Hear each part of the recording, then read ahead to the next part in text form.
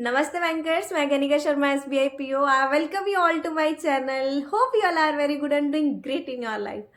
तो SBI PO pre का जो पहली शिफ्ट है वो 17 ऑफ दिसंबर को है और आज 15 ऑफ दिसंबर है. सिर्फ और सिर्फ एक दिन रह गया है जिन लोगों का भी पहली शिफ्ट में एग्ज़ाम है और पहले दिन एग्ज़ाम है. तो उनके लिए आज मैं थोड़े से टिप्स लेके आई हूँ जिससे वो क्या कर सकते हैं, इस एक दिन को अच्छे से यूटिलाइज कर सकते हैं एंड अपना जो स्कोर है उसको डेफिनेटली इंक्रीज कर सकते हैं अपने एग्ज़ाम में. So let's just start this.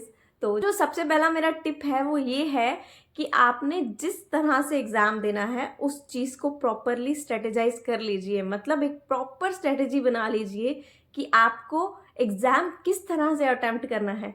किस तरह से अटेम्प्ट करने का मतलब क्या है कि आपको कोई भी पर्टिकुलर जो सेक्शन है उसमें सबसे पहले किस तरह के क्वेश्चंस को अटेम्प्ट करना है, उसके बाद किस तरह के क्वेश्चंस को अटेम्प्ट करना है, लास्ट में किस तरह के क्वेश्चंस को अटेम्प्ट करना है. सो अपने 20-20 मिनट के स्लॉट में आपको किस तरह से जो है हर एक सेक्शन में अटेम्प्ट करना है उस चीज़ की स्ट्रेटेजी को बना लीजिए.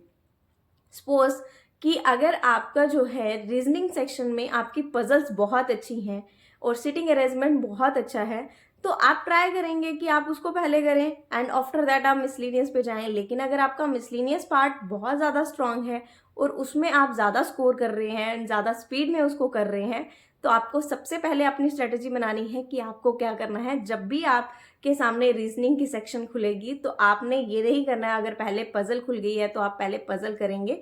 आप क्या करेंगे, ढूंढेंगे कि मिसलेनियस पार्ट कहाँ है, वहाँ से आप अपने पेपर को जो है अटेम्प्ट करना स्टार्ट करेंगे.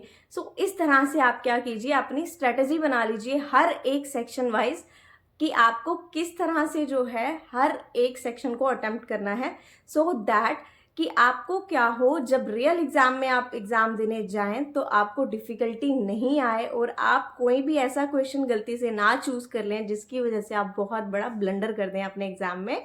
सो अभी आप क्या कीजिए, आज रात को बैठ के प्रॉपरली जितने भी आपने मॉक टेस्ट लगाए हैं ना, अब आपको आइडिया हो चुका होगा कि आपकी किस तरह के सेक्शन में किस तरह के क्वेश्चंस जो हैं स्ट्रांग हैं एंड किस तरह के क्वेश्चंस जो हैं वीक हैं.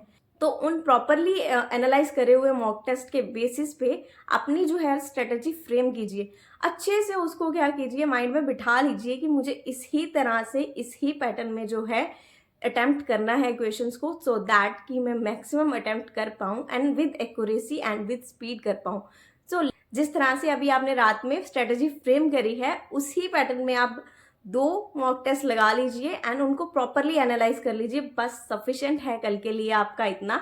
एंड आफ्टर दैट अगर आपको, जब आप मॉक टेस्ट लगा रहे हैं, अगर आपको लग रहा है कि आप रॉन्ग नंबर सीरीज में थोड़ा सा डिफिकल्टी फील कर रहे हैं, तो रॉन्ग नंबर सीरीज के जो है कुछ अच्छे से क्वेश्चंस लगा लीजिए. 50 to 60 क्वेश्चंस जो है अच्छे से सॉल्व कर लीजिए.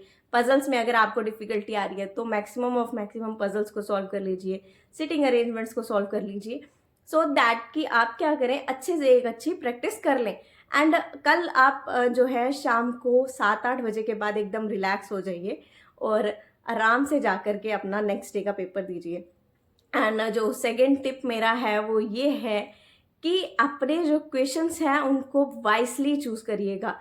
वाइसली चूज करने का मतलब क्या है, अब मैंने आपको बता तो दिया कि आपको एक क्या करनी है, स्ट्रेटेजी फ्रेम करनी है कि आपको पहले कौन सा क्वेश्चन अटेम्प्ट करना है, उसके बाद कौन सा क्वेश्चन अटेम्प्ट करना है. लेकिन हो सकता है जब आप सिंप्लीफिकेशन को अटेम्प्ट कर रहे हैं तो सिंप्लीफिकेशन में 5 क्वेश्चन आए होंगे. उन 5 क्वेश्चंस में से 3 क्वेश्चन जो थे बहुत सिंपल थे, 2 क्वेश्चन डिफिकल्ट थे. तो ऐसा नहीं करना है आपने कि अब वो 2 क्वेश्चन जो डिफिकल्ट वाले हैं, जो ज़्यादा कैलकुलेशन वाले हैं, वो आप स्टार्टिंग में ही अटेम्प्ट करना शुरू हो जाए, उनको मार्क फॉर रिव्यू कर दीजिए. तो इस तरह से आपने क्या करना है, अपने क्वेश्चंस को भी बहुत वाइसली चूज करना है कि ऐसा कोई क्वेश्चन आपको चूज नहीं करना है स्टार्टिंग में जिससे आपका टाइम वेस्ट हो. आपको टाइम वेस्ट नहीं करना है, आपको पूरा पेपर अच्छे से देखना है और चूज करना है, छांटना है क्वेश्चंस को कि आपको कौन कौन से क्वेश्चंस को सॉल्व करना है और मैक्सिमम टाइम अपना सेव करना है, सो दैट कि जो पोर्शन लास्ट में रह जाए और जो आपको आता हो वो भी आप अटेम्प्ट कर पाएं. ठीक है. सो जो नेक्स्ट मेरा टिप है वो ये है कि गेस वर्क तो बिल्कुल नहीं करना है आपको. इंग्लिश की सेक्शन में ना बहुत सारे लोग गेस वर्क पे काम करते हैं. मतलब कि क्या करते हैं वो लोग, अपने अटेम्प्ट्स को बढ़ाने के लिए ना इंग्लिश की सेक्शन में क्या करते हैं, मोस्टली गेस में जो है आंसर को मार्क कर देते हैं कि नेगेटिव मार्किंग होती है, और उस नेगेटिव मार्किंग की वजह से अगर आपका स्कोर अच्छा भी बन रहा होता है तो वो भी आपका क्या होता है, स्कोर नीचे आ जाता है एंड कट ऑफ को क्लियर करने में आपको परेशानी आती है। तो ऐसा नहीं करना है आपने। इंग्लिश की सेक्शन को बहुत ही वाइसली जो है आपको अटेम्प्ट करना है। अगर आपको श्योर है तभी आप मार्क करिए। एंड कुछ ऐसे क्वेश्चंस होती हैं जिसमें कुछ 2 ऑप्शंस होते हैं जिनमें आपको थोड़ा सा डाउट हो रहा होता है, उस तरह के क्वेश्चंस को आप अटेम्प्ट कर सकते हो इंग्लिश में। लेकिन ऐसा नहीं है कि आपने बिना पढ़े ही क्वेश्चन को डायरेक्ट गेस वर्क किया सो दैट कि आप क्या कर सकें, अपने जो अटेम्प्ट हैं उनको बढ़ा सके। अटेम्प्ट्स को बढ़ाने के चक्कर में आपने कभी भी गेस वर्क नहीं करना है, because there is a negative marking. And जो मेरी फाइनल वाली टिप है वो ये है कि कभी जो है ना ओवरवेल्म नहीं होना है आपने। जैसे कि आप सपोज करिए आपने जैसे ही जैसे ही आपका पेपर स्टार्ट हुआ एंड क्वांट की सेक्शन खुल गई, एंड क्वांट की सेक्शन जैसे ही खुली ना, उसके 2-3 क्वेश्चंस कुछ ऐसे आ गए कि बहुत ज़्यादा डिफिकल्ट थे, बहुत ज़्यादा कैलकुलेटिव थे, आपको आते नहीं थे या आपने कभी उन टॉपिक्स को पढ़ा नहीं था, और आप क्या होने लगे, परेशान होने लगे। मतलब टेंशन में आ गए कि यार मैं इसको कैसे सॉल्व करूंगी, मतलब ये पेपर बहुत मुश्किल आया है, मेरे से नहीं हो पाएगा, बाकी लोग कर चुके होंगे इसको। तो इस तरह से कभी भी परेशानी में नहीं आना है। एंड अगर गलती से वो पेपर बहुत इजी आपको 3-4 क्वेश्चन दिख गए तो आप तब भी ओवरवेल्म मत हो जाइए कि बहुत इजी पेपर आया, मैं तो इजीली अटेम्प्ट कर लूंगी। तो इस तरह से दोनों चीजें आपने अवॉइड करनी है। ना तो ज्यादा आपको क्या होना है, ओवर कॉन्फिडेंट होना है, और ना ही आपको ज्यादा जो है अंडर कॉन्फिडेंट होना है।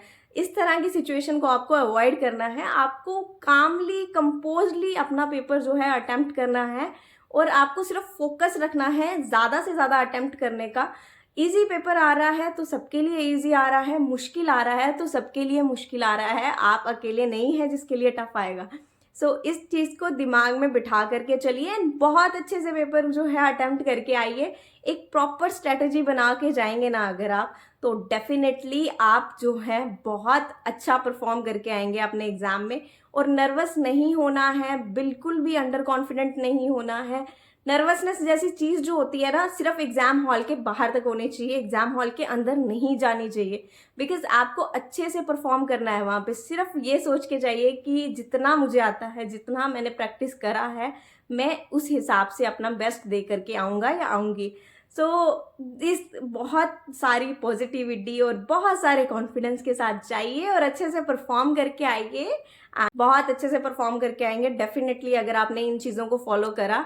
सो बस एक दिन है, उसके बाद रियल एग्जाम है, और उसमें आपको अच्छे से परफॉर्म करके आना है। सो ये चीज़ माइंड में रख के जाइए। तो all the best from my side. Hope you like this video. Do like, share, comment and subscribe. Thanks for watching.